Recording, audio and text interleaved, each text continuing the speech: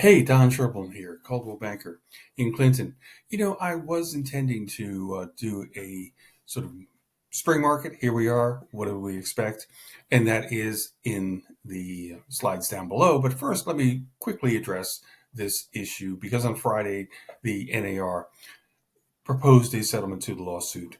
And it was all over social media. It was picked up by major news organizations, and we got an email from the owner, the CEO of Anywhere that owns Coldwell Banker.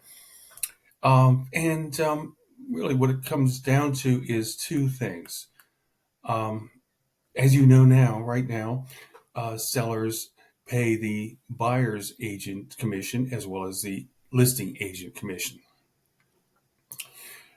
They will no longer do that as of perhaps July.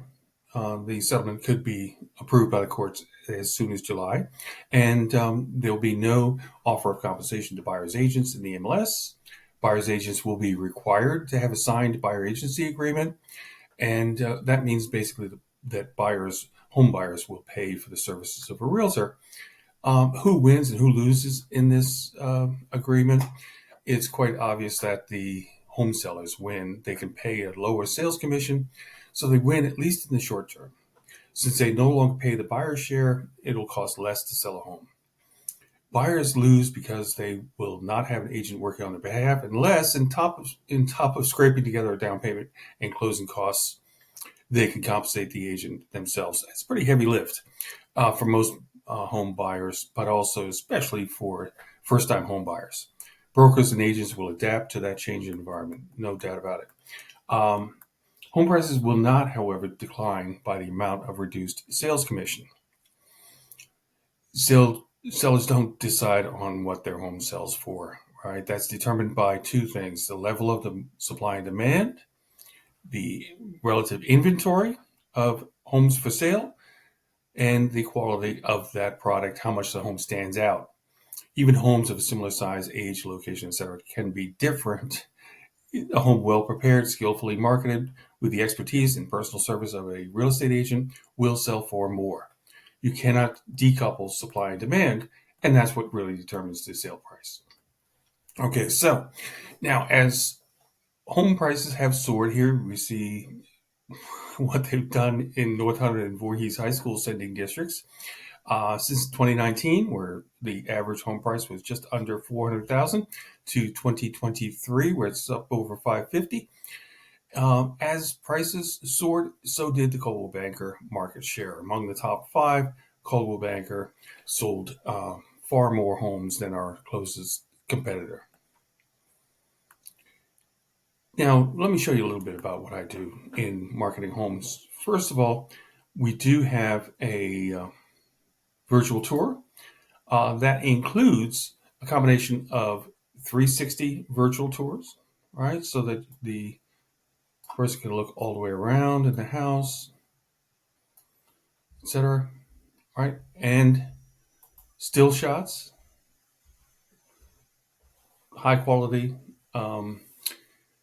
HD still shots. And then also, of course, in this particular home, we had to virtually stage the family room. Right now, that's good in itself because it is something that's available to home buyers through the MLS. Many of the links that appear for realtors do not appear for buyers, but this particular link does. And the 3D home tour also gives us good placement on Zillow right here.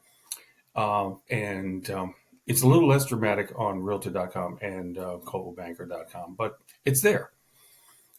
Now, this house sold for far more than its list price, right? And I got a really nice review from the homeowner on this particular house. Listed for $730 and sold for $788 after open houses and Saturday and Sunday, and the virtual tours, and well, really a whole host of things, right? But negotiating your home sale really begins when you prepare your home for the market, right? As soon as it goes on the market, that's the beginning of the negotiation.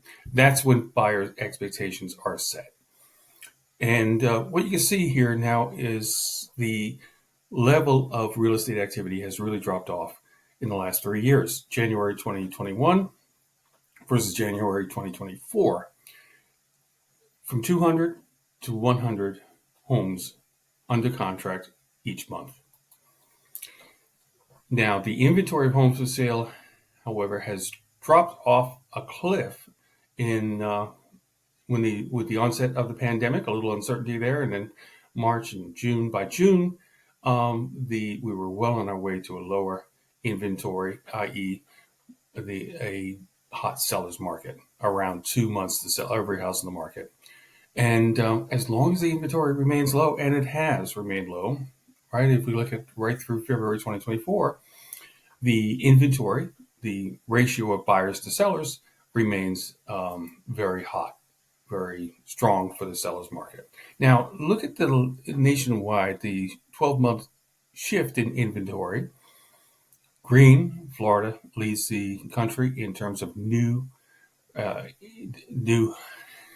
rise in homes on the market, and Nevada leads the country in the reduction of inventory. Right, so usually in those states like Florida, Mississippi, Louisiana, Alabama, Arkansas, where the inventory is up, then the sale prices are down. Likewise, in those states with active listings are down, where the inventory of what's available is less, then the sale prices are supported, and we see that in February 2024, right through February 2024. 9,000, I'm sorry, almost 9% decline month year over year from February of 2023 through February 2024, which means a much stronger housing market, right? Much more of a seller's market.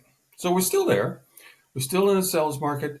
Things can kind of change dramatically in July, and I think it's going to be something that leads to, certainly it's going to lead to those two things of a purchase offer without compensation to the buyer's agent. So let's talk about that some more. Let's make this your best move. Should you move now or before July or after July, August, September, perhaps in this fall market?